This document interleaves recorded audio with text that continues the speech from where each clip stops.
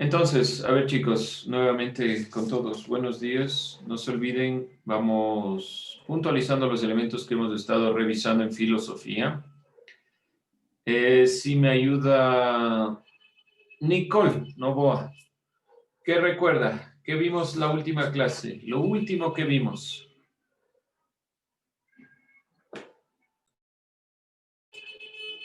¿Qué es lo último que vimos en filosofía? Sobre las virtudes platónicas. Gracias, Mayuri, sobre las virtudes platónicas y específicamente vimos una partecita de Platón para cerrar este tema. ¿Cuál era esa parte? El mundo de las ideas. Bueno, vimos el mundo de las ideas, el mundo de lo sensible, pero vimos una división antes de entrar a lo que está en la pizarra. ¿Qué se acuerdan? La división antropológica o la visión del hombre que tenía Platón. ¿Alguien se acuerda? Que podría llegar a ser virtuoso si sigue en lo racional, en lo irracional y en el valor. Ya, bueno, esto ya en la consideración propia del alma. Pero no se olviden, antes de eso dividimos la perspectiva entre cuerpo y alma. Esa es la división como el mundo de las ideas y el mundo de lo sensible. Platón está dividiendo mucho esta perspectiva y siempre estará pensando en el mundo de las ideas. ¿Sí? Vamos puntualizando esto para poder entrar a las virtudes aristotélicas y revisar algo de Aristóteles. Entonces, para Platón, el mundo, la realidad se divide en el mundo de las ideas y el mundo de lo sensible. Donde habitamos es el mundo de lo sensible, pero tenemos que llegar lo más posible hacia las ideas. El camino será necesariamente la consideración de la sabiduría. El cuerpo y el alma están divididos para Platón, y para Platón el alma tiene tres consideraciones o tres elementos: lo racional, lo irracional y aquello que se relaciona con el valor. Y cómo nosotros nos comportamos, la determinación de los valores que tenemos en la existencia. Eso es lo último que nosotros estuvimos relacionando en cuanto a Platón. No se olviden del mundo de las ideas y el mundo de lo sensible y vamos directamente a ingresar con otro filósofo. Los tres filósofos más importantes o así llamados filósofos clásicos son Sócrates, Platón y Aristóteles. Aristóteles, discípulo de Platón, considerado el filósofo más grande de la antigüedad, con 17 años se traslada a Atenas y estudia en la Academia de Platón durante casi 20 años. Después es llamado a Macedonia para ejercer de preceptor, es decir, de tutor, del joven Alejandro Magno. Tras el ascenso del trono de Alejandro, Aristóteles vuelve a Atenas y funda el Liceo, también considerado o conocido como la escuela así llamada peripatética.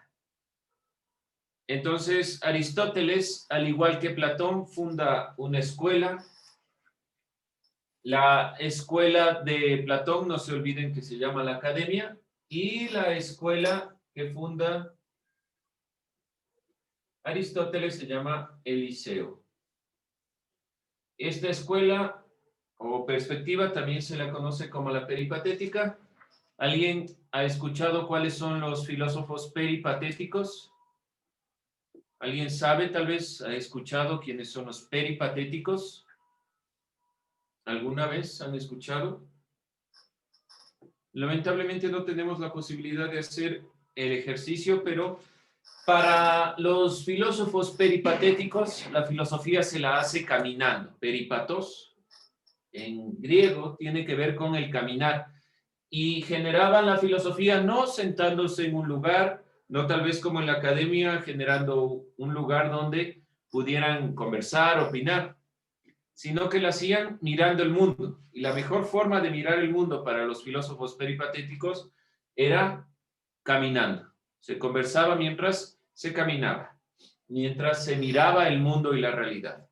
Aristóteles entonces funda esta escuela, es preceptor o tutor o guía o maestro de Alejandro Magno. es uno de los filósofos más importantes en estas consideraciones. Aristóteles ha sido en la actualidad altamente criticado, y no solo en la actualidad, sino en muchas épocas, hasta su modelo geocéntrico, donde la Tierra es el centro del universo, también ha sido criticado en diferentes perspectivas, pero es uno de los filósofos muy importantes dentro de la perspectiva clásica y es el más importante dentro de esta visión.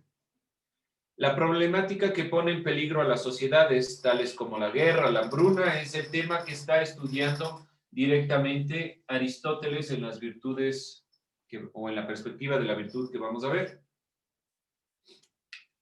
Aristóteles logra establecer un conjunto de virtudes que se constituyen como la base de su propia organización para que exista una supervivencia. ¿De dónde nace el estudio propiamente de Aristóteles para hablar sobre la virtud?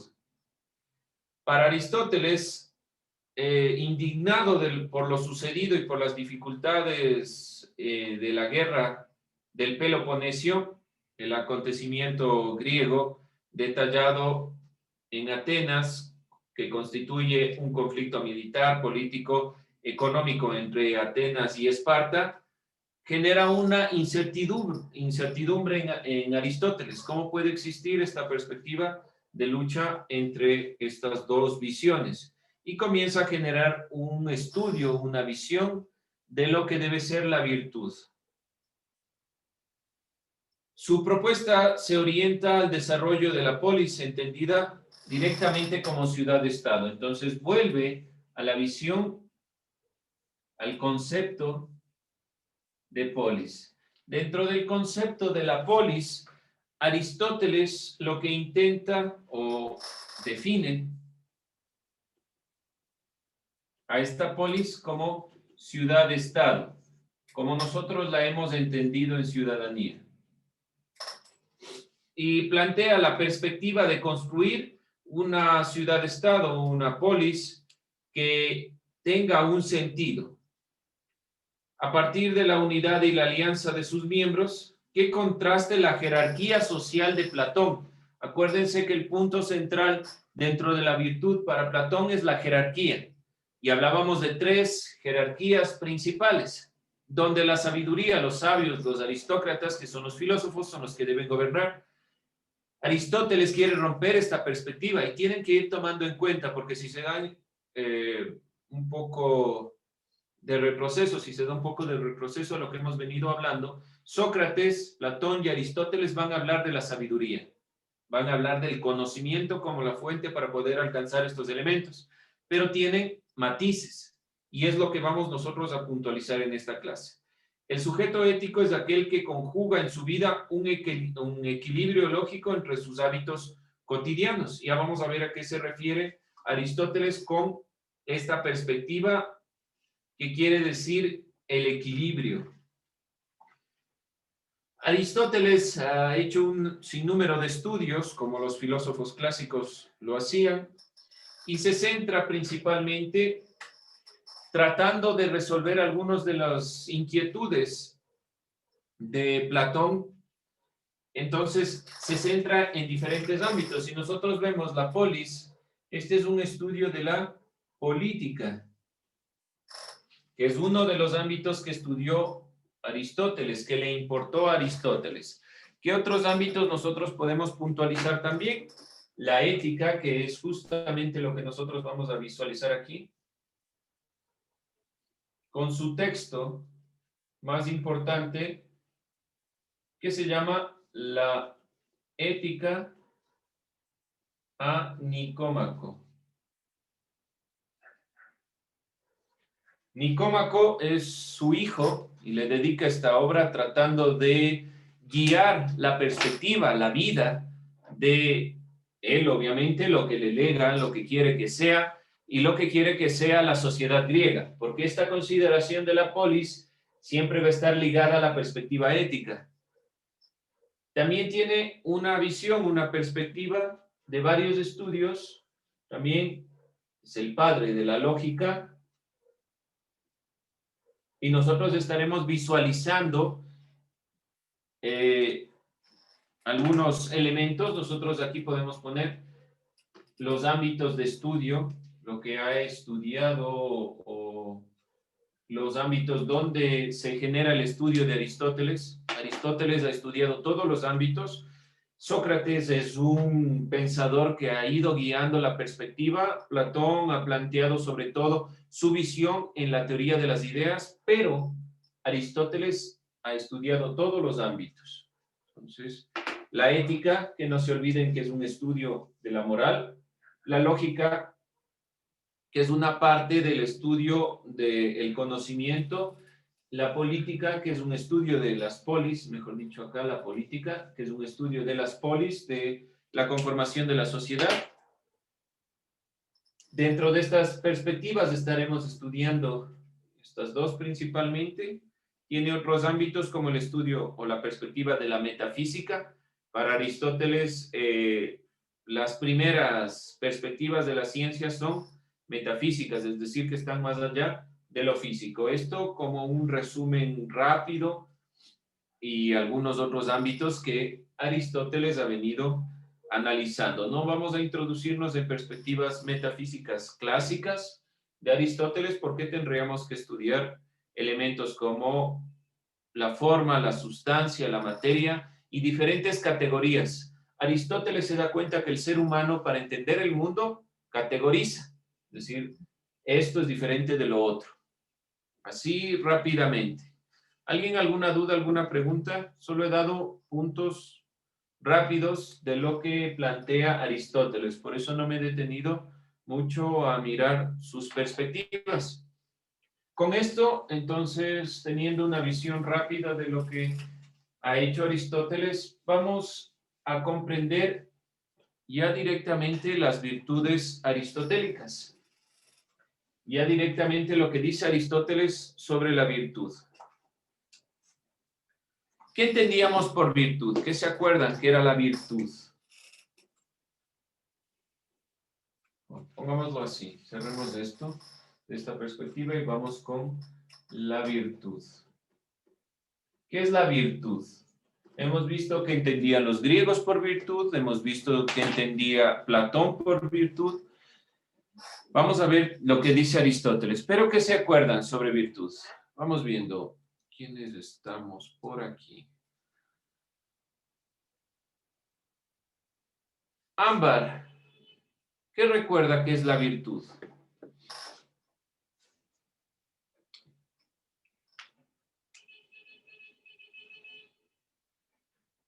¿Qué era la virtud para Platón?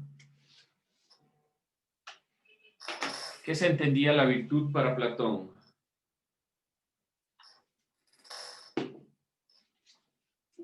A ver, jóvenes, ¿se acuerdan?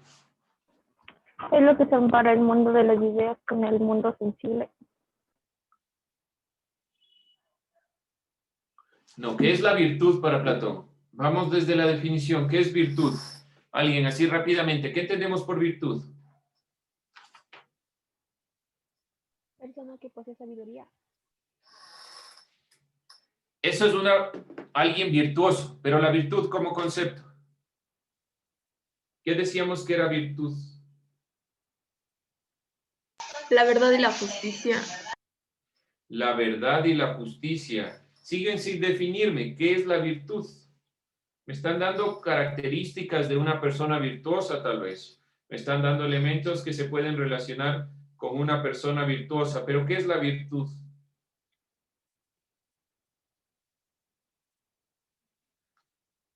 Parece que no nos ha quedado del todo claro. A ver, vamos buscando una definición de diccionario y vamos con la perspectiva de lo que dicen los filósofos. Busquen. El diccionario dice capacidad que tiene una cosa de reproducir un determinado efecto positivo o disposición habitual para hacer el bien. Entonces, cuando hablamos de la virtud, estamos hablando de un elemento. De el camino hacia el bien. La posibilidad de que una cosa, en este caso el ser humano, se acerque al bien. ¿Qué más decíamos por virtud? ¿Alguien más recuerda qué era la virtud? ¿Qué se entiende por virtud? La verdad, la verdad, la justicia. No, a ver, vamos con definiciones. La verdad y la justicia. ¿A qué se refiere? Que lo que pregunto es, ¿qué es la virtud? Conocimiento. Siguen diciéndome caminos para una persona virtuosa, para alcanzar esta perspectiva de el arete, de dominio de uno mismo. Pero ¿qué es realmente la virtud? Excelencia o la plenitud. La excelencia. Cierren el audio, por favor, chicos. A ver, vamos viendo. Señorita Carrera, cierre el audio, por favor. Cierre su audio, por favor. No podemos continuar si no cierra el audio. No. Muchas gracias. A ver, nos dice el diccionario que la virtud es aquello que nos permite guiarnos dentro del bien. Decimos que una persona virtuosa desde la filosofía es aquella que se encamina por el conocimiento.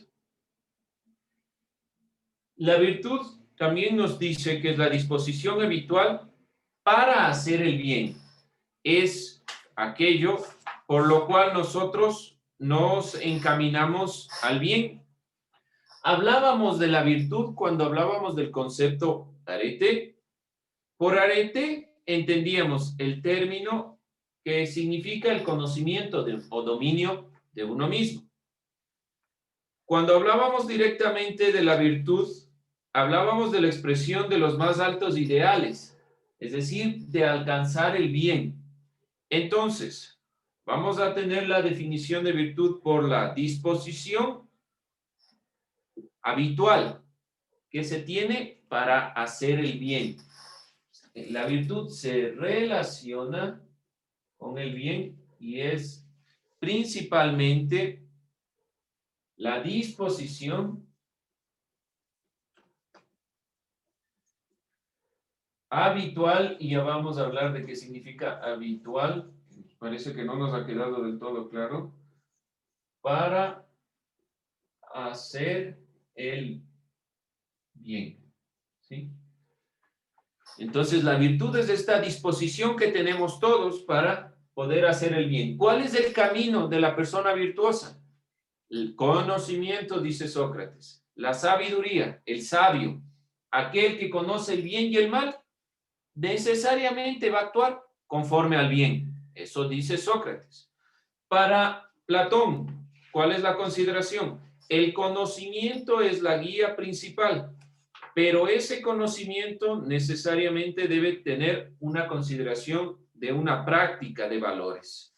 Estos valores van a depender de la jerarquía social a la cual pertenecemos.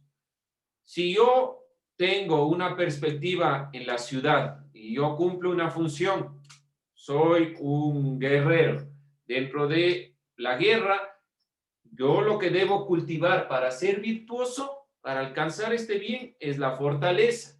Entonces, aquí hay una diferenciación en Platón. No se olviden, la virtud es la disposición habitual. ¿Qué significa habitual? Habitual viene de la palabra hábito. ¿Qué es un hábito? O aquí queremos nosotros... Lo normal que hacemos. No, no es algo necesariamente normal que hacemos. ¿Qué es un hábito?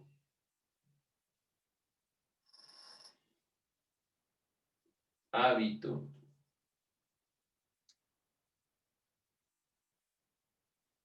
Costumbre. Bueno, va Una por ahí, costumbre. por el sentido de la costumbre. Es algo que lo repetimos todos los días y se nos queda. Si nosotros hablamos de una disposición habitual para hacer el bien, quiere decir que todos los días estamos practicando. Por ejemplo, si nosotros decimos que algo para alcanzar el bien es, en este ejemplo podría ser el saludar a las personas. ¿Cómo se genera eso en un bien? Porque todos los días, cuando vemos a alguien, le saludamos. Y ese valor que yo estoy practicando se genera en un hábito y me permite ser una persona virtuosa. La virtud para Sócrates, y aquí recapitulando porque no del todo nos queda claro y no hay ningún problema, que no son complicadas las perspectivas y hay cosas que se pueden ir confundiendo. Entonces, ¿cuál es el camino para Sócrates? El camino, pongámoslo así, para alcanzar la virtud es la sabiduría. Para Sócrates, aquella persona que conoce el bien jamás se va a ir por el mal. Significa que las personas que hacen malas cosas son personas ignorantes, que desconocen lo que es el bien. Para Platón, ¿cómo funcionaba para Platón la virtud? Lo que vimos la clase anterior. ¿Cómo funcionaba para Platón la virtud? Directamente del conocimiento. Tiene que ver directamente con el conocimiento, pero depende directamente la perspectiva de este conocimiento, está muy ligado a la jerarquía social. Entonces, Platón no es que dice, bueno, como Sócrates, aquel que conoce puede alcanzar la virtud. Aquel que conoce las cosas como son puede alcanzar esta perspectiva, sino que depende de otros factores y de otras perspectivas. De cierta forma, en la perspectiva de la virtud, dependerá mucho de el alma para Platón. Este conocimiento es una parte nomás, la sabiduría. Entonces, directamente, el camino para Platón o para la perspectiva platónica depende del mundo de las ideas, alma, que se manifiestan en el mundo sensible, cuerpo. Por eso ponía en la clase anterior ese elemento, tal vez que no se comprendió del todo. No se olviden que el alma, mundo, ideas, y el cuerpo, mundo sensible. El alma, que se relaciona con el mundo de las ideas, se manifiesta en el cuerpo. Depende de esta triple partición del cuerpo y el alma para que se manifieste la virtud. ¿Cómo yo puedo alcanzar la virtud? Sí tiene que ver con el conocimiento, pero sobre todo con la jerarquización. Pongámoslo de una forma mucho más sencilla. ¿Cómo es la consideración del cuerpo y la manifestación del alma en el cuerpo para Platón? Para que nos quede del todo claro. Para Platón, de una forma sencilla, la razón en el cuerpo se manifiesta en la cabeza. La voluntad se manifiesta en el corazón.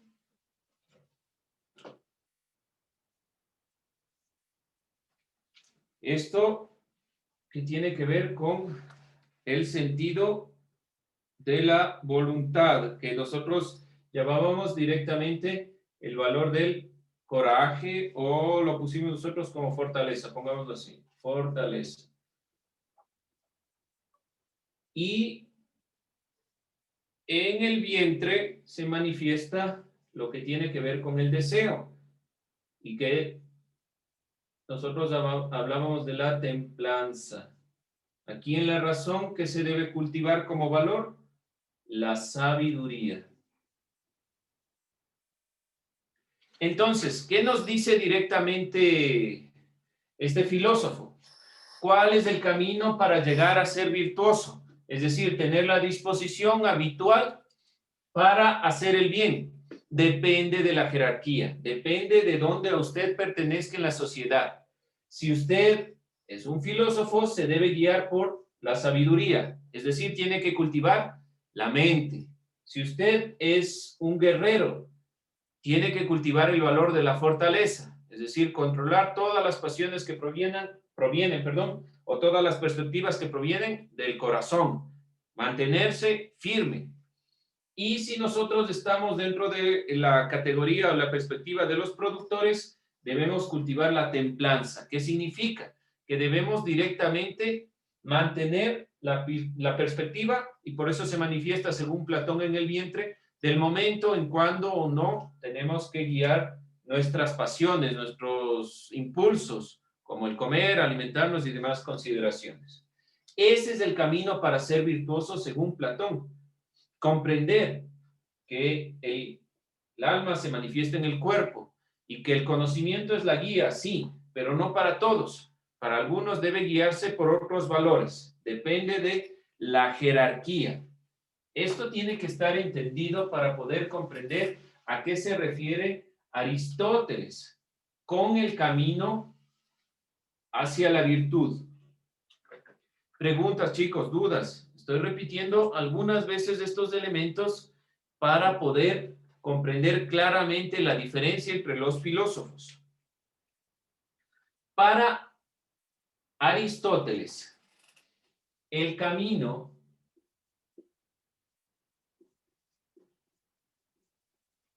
la disposición habitual para hacer el bien dependerá del equilibrio entre excesos y efectos. Ya vamos a puntualizar con ejemplos. Para Aristóteles, en su texto La Ética Nicómaco, lo único que pretende el ser humano es alcanzar la felicidad. Este es el fin de todas las cosas. Fin último. El fin último de todas las cosas es alcanzar la felicidad. Si nosotros hablamos directamente con esta perspectiva, y ya lo vamos a poner aquí, denme un segundo,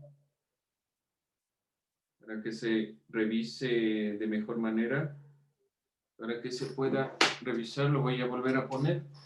Entonces, el objetivo, la felicidad. Este es el fin de todas las cosas. Es decir, el objetivo. El fin último. Todas las cosas tienen un objetivo. La filosofía de Aristóteles se llama una filosofía de fines. ¿Cuál es el objetivo de las cosas? Comienza a preguntarse Aristóteles. ¿Por qué razón las personas hacemos lo que hacemos? ¿Cuál es el objetivo de todos? Y el objetivo, según Aristóteles, es la felicidad. Ahora, ¿cómo se va a encaminar la felicidad? Solo la persona virtuosa podrá ir alcanzando estas perspectivas. Pero ¿cómo alcanza la felicidad? Entonces debe, según Aristóteles, existir un equilibrio entre el exceso, entre los excesos, entre el defecto y el exceso.